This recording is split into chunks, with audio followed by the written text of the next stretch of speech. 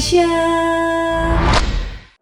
Halo Sobat Inspirasi, melanjutkan dari edisi sebelumnya kita telah membahas efek-efek atau dampak negatif dari penggunaan sosial media. Dan hari ini kita akan melanjutkan untuk membahas mengenai hal-hal positif. Dan tentu saja ada banyak hal positif yang kita bisa gunakan dari sosial media. Dan masih bersama dua narasumber kita yaitu Pak Yesaya dan Lavender.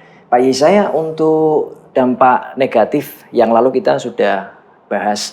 Kemudian untuk dampak positifnya sendiri yang bisa kita manfaatkan, yang bisa kita maksimalkan supaya kita ini bisa produktif gitu.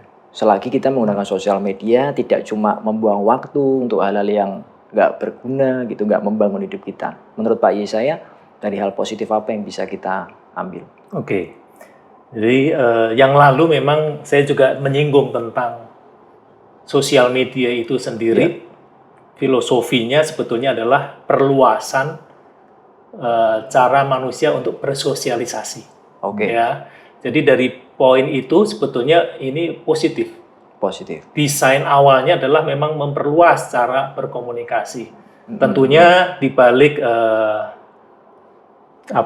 kemajuan teknologi dan segala sesuatunya yang muncul, nah yang positif ini tetap bisa kita nikmati sampai hari ini. Ya. Pertama tentunya sesuai dengan esensinya, media sosial adalah untuk sarana berkomunikasi. Komunikasi. Ya. Komunikasi baik kita dengan teman Keluarga. atau dengan keluarga jauh, ya kan. Jadi istilahnya dulu kalau kita harus telepon interlokal itu kan mahal. Nah sekarang jauh lebih murah, bahkan free kalau untuk yang aplikasi tertentu, ya relatif free lah. Jadi itu berkomunikasi menjadi makin mudah, makin murah, makin terjangkau, semua orang bisa lakukan. Termasuk kalau ada kesulitan seperti yang lalu, pandemi COVID, ya, sehingga semua sarana harus offline. Kemudian tapi tetap harus berjalan kan, pembelajaran bisa dilakukan, perdagangan juga tidak masalah, hubungan relationship masih bisa gitu kan dengan melalui online, media sosial. Ya. Nah, itu untuk komunikasi, tentunya juga memperluas persahabatan.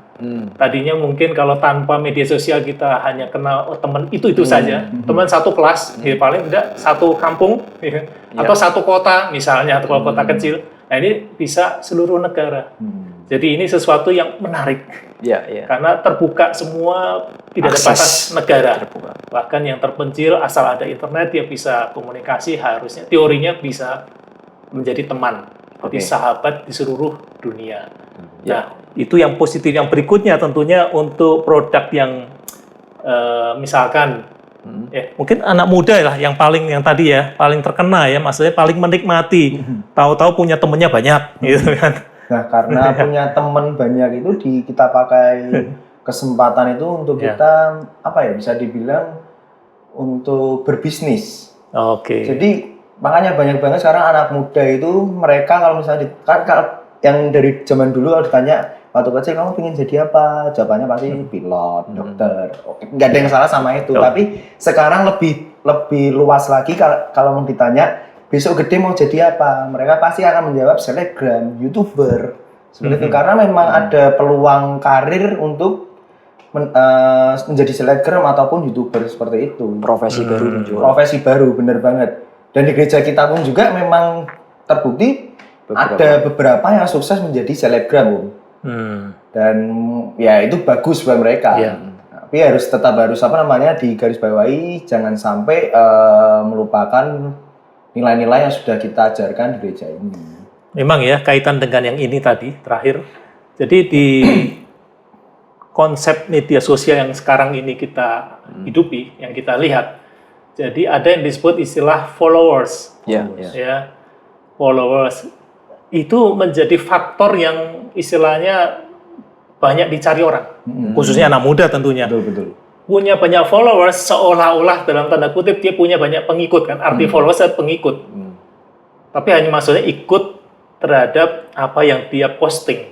Nah, itu merupakan sebuah kebanggaan. Ini sesuatu yang baru, konsep yang sebetulnya memang belum dikenal, tapi kemudian bisa menjadi jebakan juga, hanya mencari followers. orang sekarang kalau please subscribe. Nah, kalau subscribe menjadi follower. Kalau followernya saya udah 10.000 lebih, wah saya berarti dikenal oleh 10.000. Saya punya 10.000 pengikut. Padahal itu virtual, mungkin juga meaningless, tidak ada artinya. Tapi emang itu bisa membuat efek positif, merasa bangga. Tapi kemudian negatifnya juga bisa sombong. Bisa terjadi hal-hal yang malah negatif sehingga dia tertekan, pressure. Ada juga selebgram yang bunuh diri. Betul, benar. Karena dia tertekan, tadinya mungkin punya ratusan ribu followers, kemudian saat turun, bunuh diri, depresi. Nah itu terjadi. Nah inilah berarti hal yang positif ada. Jadi ini kita bicara hal yang positif masih ya. Tapi artinya ada followers itu menjadi indikator seseorang itu, wah dia populer. Berarti dia bagus. Dalam tanda kutip ya, bagus di sini berarti sesuai dengan selera orang yang mengikuti. Belum tentu itu bagus, benar-benar bagus. Menurut standar yang mana bagusnya? Ya, itu yang saya menambahkan. Jadi selebgram itu menjadi faktor ekonomi juga karena pihak aplikasi atau pihak sponsor akhirnya memanfaatkan kepopuleritasan itu untuk menjual produk atau menumpang iklan. Itu sehingga menjadi satu sistem. Ya, sistem yang mendorong orang anak muda pengen menjadi selebgram. Padahal itu tadinya harusnya tidak ada apa-apanya. Nah, itu yang bahaya karena skill yang dimunculkan sebetulnya bukan skill yang real, tapi skill karena bisa attract. Nah, attract ini bisa dari yang negatif sampai positif. Ya, ini yang muncul lah yang kita lihat hari ini. Selain meluaskan circle pertemanan. Kita juga punya peluang bisnis juga di sana. Betul, memang dapat income, extra income, endorsement. Jadi ada manfaat-manfaat di sana ya dari sosial informasi, kan. Kalau kita kadang kehilangan dompet misalnya, bisa di sosial media dibantu di sana. Terus mempercepat informasi juga ya ketika ada bencana alam misalnya, itu bisa menolong kita. Artinya positifnya juga ada. Saya juga amati. Nah ini yang penting, tantangan untuk kita. Jadi banyak orang sebenarnya kan depresi di luar sana. Betul. Banyak tertekan, banyak pressure. Nah ini kalau materi yang kita atau konten yang kita upload itu yang positif, menghibur, menguatkan, wah itu membantu. Hal yang positif. Nah itulah yang menjadi peluang untuk menggunakan sosial media secara tepat. Ya, menabur kebaikan, justru jangan kalah dengan yang negatif atau hal yang negatif yang muncul, tapi yang positifnya harus diperbanyak nih, diisi terus. Bisa berupa testimoni, bisa berupa firman berupa quote harian, daily quote atau apapun sehingga dibikin menarik, ada lagu singkat dan sebagainya. Saya amati, pernah saya dengar juga, itu menjadi kekuatan yang baru setiap pagi. Bahkan kadang-kadang kalau ada yang suka dengan lagu tertentu ya, lagu rohani tertentu, putar tiap pagi. 1 menit, 1,5 menit, membuat refresh lagi, seger gitu. Nah itulah yang perlu diperbanyak oleh tim kreatif untuk media sosial. Jadi memang betul-betul dua sisi mata uang nih, seperti pisau di tangan siapa sosial media ini. Berada ya, kalau kita bisa pakai bisa jadi peluang yang sangat besar, tapi sebaliknya kalau kita nggak bisa kendalikan nih bisa jadi berbahaya buat kita. Bisa tergulung kita di dalamnya sehingga malah terjerumus. Gitu kan. Untuk kita sendiri sebagai anak Tuhan, bagaimana sikap kita Pak untuk menghadapi perkembangan teknologi yang terus berkembang, yang lalu kan udah ada metaverse, ini lebih real lagi pakai kacamata VR. Dan pasti nanti kedepannya ini jauh lebih modern lagi, teknologinya pasti jauh lebih hebat, mungkin robotik dan lain sebagainya. Bagaimana sikap kita sebagai anak Tuhan? Oke, saya mau kutip satu ayat ya, di Matius 10:16. Matius 10:16 begini bunyi ayatnya, lihat aku mengutus kamu seperti domba ke tengah serigala. Sebab itu hendaklah kamu cerdik seperti ular dan tulus seperti merpati. Ini perkataan Yesus sendiri waktu pelayanan di bumi kepada murid-muridnya dan masih berlaku sampai hari ini. Kita sebagai pengikut Kristus adalah seperti yang disebutkan itu, diutus di dalam dunia yang penuh dengan mara bahaya. Tapi kita harus apa? Cerdik seperti ular dan tulus seperti merpati. Dan bukan salah satu atau bukan satu. Jangan cerdik saja, nanti terlalu licik, terlalu pinter, gatai orang, bohongin sana, bohongin sini. Tapi kalau tulus, nah ini memang sih tulus, jujur, tapi rada-rada lelet gitu misalnya gitu ya. Nah, dua hal ini mesti bareng. Teknologi harus dikuasai, harus dipahami, sehingga dia cerdik memanfaatkan teknologi untuk kemuliaan nama Tuhan. Jadi dua ini perlu. Ini ayat yang masih relevan sampai hari ini. Jangan ketinggalan teknologi, harus belajar teknologi, kuasai untuk hal yang baik. Sehingga yang buruk tadi itu kalah karena kalah jumlah. Kita harus terus kasih konten-konten yang positif. Setuju nggak? Setuju. Justru ini kalau buat karena aku bekerja di bidang kreatif di gereja juga, jadi malah jadi tantangan gimana caranya untuk semakin harus memaksa kita mikir itu untuk lebih kreatif lagi. Tapi nggak cuma asal kreatif, tapi bisa benar-benar menyampaikan pesan kebenaran itu buat orang-orang di luar sana. Karena yang aku percaya sih, ya saatnya kita itu menjadi terang di tengah kegelapan. Iya, seperti itu. Percaya. Jadi sebetulnya teknologi itu berarti netral, Om ya. Tinggal kita menggunakannya tadi, bagaimana kita memilah, memfilter yang buruk, yang mana yang baik. Tapi kalau kita gereja, anak-anak Tuhan bisa pakai, justru bisa untuk mencapai tujuan Tuhan juga. Akselerasinya jauh lebih cepat. Misalnya pemberitaan Injil dengan cara-cara kreatif dan aksesnya bisa langsung ke seluruh pelosok dunia gitu. Mungkin itu akan sangat membantu. Nah, kemudian yang terakhir nih, untuk contoh konkretnya sendiri mungkin dari Pak Isya atau Lavender, untuk hal positif yang mungkin Bapak tahu atau Lavender tahu ataupun mengalami selama ini menggunakan sosial media, atau mungkin ada kesaksian yang memang pernah dialami, hal positif dari sosial media itu sendiri, supaya nanti bisa memberikan contoh nyata ternyata bisa pakai sosial media itu bisa jadi alat yang positif, bermanfaat bagi orang lain. Boleh, bro, silakan. Duluan. Kalau dari saya ini karena maksudnya dari dulu memang aktif banget di sosial media dari zaman Friendster, terus Twitter, Facebook, sampai Instagram, kecuali TikTok. Nah, jadi kayak gimana caranya itu kayak lihat di timeline atau di feed kita itu kayak konten kok cuman gini-gini aja. Nah, suatu ketika waktu udah lulus dari sekolah, bingung nih mau kerja apa. Dan maksudnya nggak ada basic skill yang gimana-gimana. Tapi ada satu kakak rohani yang waktu itu ngomong, udah kamu belajar ngedit video.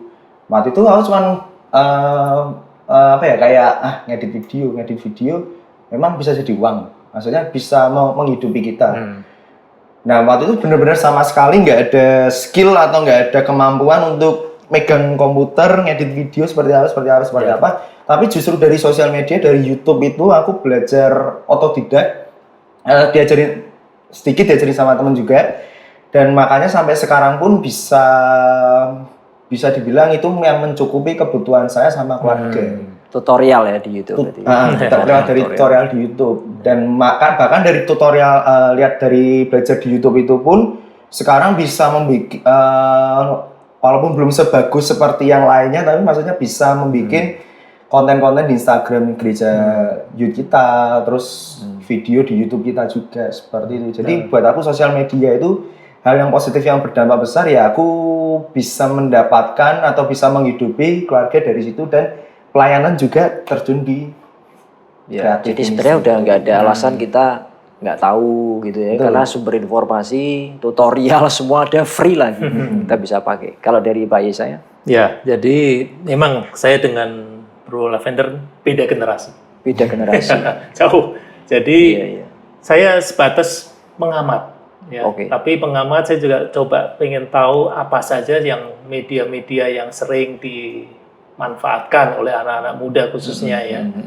Nah, bukan kebetulan beberapa waktu yang lalu saya juga ketemu dengan anak dari adik ipar ya, ponakan berarti ya. Nah, dia baru umur 6 tahun gitu ya. Ngobrol, saya tanya-tanya, ternyata anak umur 6 tahun itu kan udah punya gadget. Jadi kebetulan dia dapat fasilitas gadget. Dan dia juga melihat TikTok, dan dilihat media sosial, dan dia punya favoritnya adalah BTS Korea. Ya, jadi 6 tahun tuh sudah mengenal BTS Korea dan lagu-lagunya. Wah, saya juga kaget. Wah, ini anak-anak zaman sekarang ini.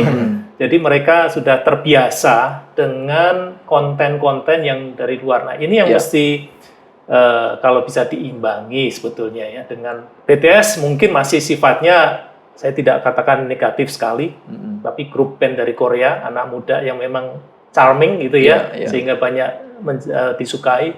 Nah, ini penting untuk tantangan buat tim kreatif untuk menciptakan konten yang dilihat dan disukai juga. Memang tidak perlu menjiplak persis. Kan sekarang ini TikTok itu saya perhatikan beragam isinya. Tapi yang positif juga banyak. Positif juga banyak. Nah, dari contoh-contoh yang ada itu harus create sesuatu. Nah, saya setuju dengan Bro Lavender tadi. Kemampuan video editing tentu penting sampai hari ini. Tetapi kreativitas itulah yang drive tim editing. Konsep dan kemudian cari ini sesuatu yang beda atau sesuatu yang dibutuhkan. Sesuatu yang menarik, sesuatu yang, nah itu yang mahal. Kreativitas itulah yang harus ditumbuhkan di kalangan anak-anak muda kita. Ya, tentunya kita tahu Bapak kita di surga sungguh kreatif. Kita minta dari Roh Kudus, doa tiap hari untuk Roh Kudus berikan kreativitas. Pasti ada, pasti berikan. Nah, kreativitas itulah yang diwujudkan dalam bentuk konten-konten yang menarik.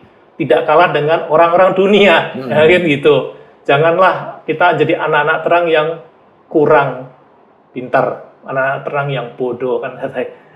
Jangan seperti itu. Misalnya kita anak terang itu bisa pintar karena Bapak kita tuh pintar. Dengan hikmat Tuhan yang kita bisa pakai. Nah, itulah yang saya sebagai pengamat cuma menitip pesan itu. Jadi carilah kreativitas yang dari Allah, wujudkan dalam bentuk hasil yang memang menarik dan memang akhirnya bisa menjadi penyeimbang. Penyeimbang yang dari luar. Itu. Baik, terima kasih kesempatannya Pak Yesaya dan Lavender buat waktunya untuk bisa berbagi bersama-sama di The Inspiration kali ini. Baik Sobat Inspirasi, kita telah mendengarkan dampak-dampak positif kali ini. Kalau yang lalu ada dampak negatif juga. Jadi kita sebagai anak Tuhan, kita harus memakai sosial media dengan bijak, dengan hikmat Tuhan. Dan kita perlu cerdik seperti ular, kita perlu tulus seperti merpati supaya kita bisa survive, bukan hanya survive, tapi kita bisa memakai sosial media itu untuk kemuliaan Tuhan. Sampai jumpa di edisi selanjutnya.